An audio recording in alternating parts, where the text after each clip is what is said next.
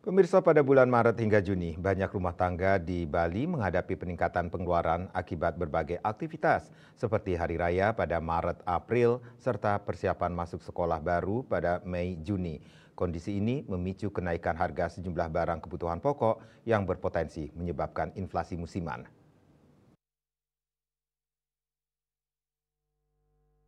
Profesor Dr. Ida Bagus Rakeswardana SEMM, dosen Undiknas dan pengamat ekonomi mengatakan, selama Maret dan April masyarakat Bali mengeluarkan biaya lebih besar untuk kebutuhan hari raya seperti makanan, pakaian, dan transportasi.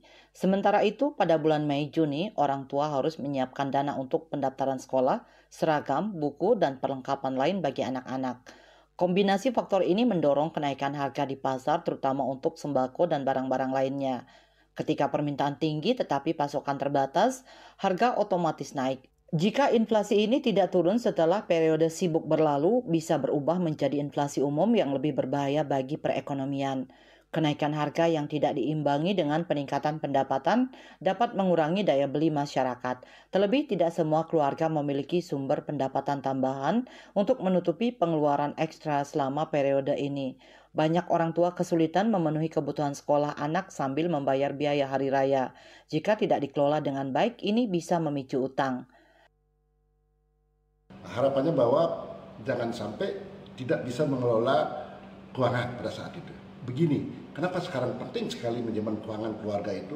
Karena sekarang ini banyak sekali pengeluaran kadang-kadang insidental. Insidental itu selain karena memang ada hari raya, ada juga pengeluaran-pengeluaran yang mendadak, karena mungkin bisa saja karena sakit, bisa saja karena mungkin bisa jadi pengeluaran uang kuliah yang berbeda dari tahun-tahun sebelumnya, uang perkuliahan, uang sekolah, itu juga harus dipersiapkan. Maka penting sekali pada saat ini kita memahami yang disebut dengan manajemen keuangan keluarga bagi mengelola dengan baik. Pendapatan yang kita peroleh harus dikelola dengan baik.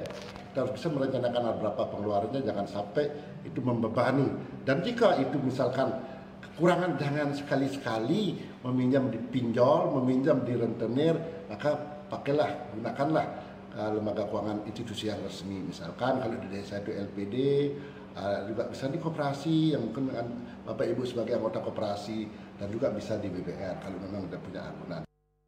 Lebih lanjut, Rakeswardana menjelaskan pemerintah Provinsi Bali telah mengantisipasi situasi ini dengan menggelar operasi pasar dan pasar murah untuk menstabilkan harga. Sementara itu, beberapa perusahaan memberikan tunjangan hari raya THR, gaji ke-13 atau bonus tepat waktu untuk membantu karyawan memenuhi kebutuhan. Dengan perencanaan yang baik dan dukungan dari pemerintah, serta sektor swasta, diharapkan masyarakat Bali dapat melalui periode pengeluaran tinggi ini tanpa mengalami tekanan ekonomi yang berat.